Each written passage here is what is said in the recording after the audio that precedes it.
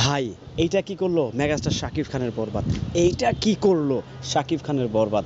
আপনারা অবগত আছেন বরবাদ সিনেমার রীতিমতো দেশ ও বিদেশে কাঁপিয়ে ধাপিয়ে নাচিয়ে উড়িয়ে ঘুরিয়ে একদম সকল কিছুকে লণ্ডভণ্ড করে দিয়ে নতুন একটি রেকর্ড করার পথে অলরেডি মেগাস্টার শাকিব খানের বরবাদ।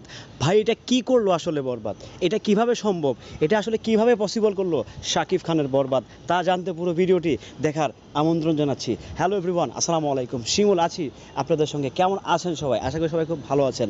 বরবাদ ভাই রীতিমতো সকল রেকর্ডকে বৃদ্ধাঙ্গুলি দেখিয়ে সেই জন্য একাই রাজত্ব করে যাচ্ছে বাংলা চলচ্চিত্র, বাংলা ইন্ডাস্ট্রিতে। আমরা তো এরকম বরবাদ শুধু একটা নয়, বারবার চাই, বেশি বেশি চাই, কারণ এই বরবাদ আমাদের ইন্ডাস্ট্রিকে ভালোভাবেই পরিবর্তন করে দিয়েছে, ভালোভাবেই সবার চোখে আঙ্গুল দিয়ে দেখিয়ে দিয়েছে সিনেমা বানালে ভাই এরকম সিনেমা বানাও, না বানালে চুপ থাকো।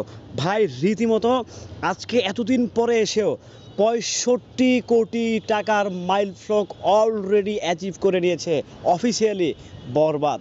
ভাবা যায় বাংলা চলচ্চিত্র যেখানে হচ্ছে সিনেমা হল নাই, যেখানে হচ্ছে চোর ছ্যাঁচড়ে ভরা, যেখানে প্রত্যেকটা হলে চুরিচামারি করে ভরপুর থাকে, সেই জায়গাটা থেকে এসেও যে প্রডিউসার 65 কোটি টাকার একটা হিসাব পেয়েছে, তাতে তো ভাই বলাই যাচ্ছে, ভাবাই যাচ্ছে বরবাদ অলরেডি 100 কোটি টাকার ঘরে চলে গিয়েছে। কারণ বাংলাদেশের মানুষ এত পরিমাণ চোর, চোরের ঘরের চোর, তারপরেও 65 কোটি টাকার একটা অফিসিয়াল হিসাব। বুঝতে পারতেছেন ব্যাপারটা যে কত বড় মানে আয়োজনের সিনেমাটা হয়েছে। আর বরবাদ কেনই বা 100 কোটি টাকা অ্যাচিভ করবে না, তাই না?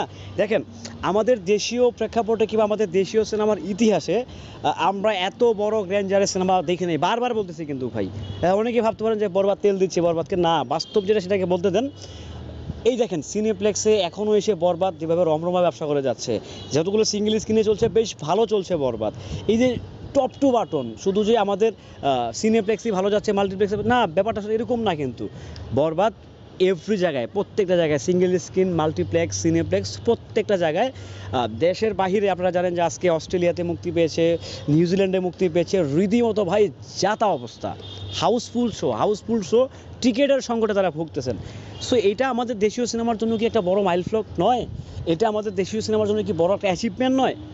যদি প্রডিউসার সাহস করে এই সিনেমাটা না নিয়ে আসতো, যদি সে ভালোভাবে প্রডিউস না করতো, তাহলে সিনেমাটা আসলে ভালো হতো না, ব্যাঘাচাকা হয়ে যেত।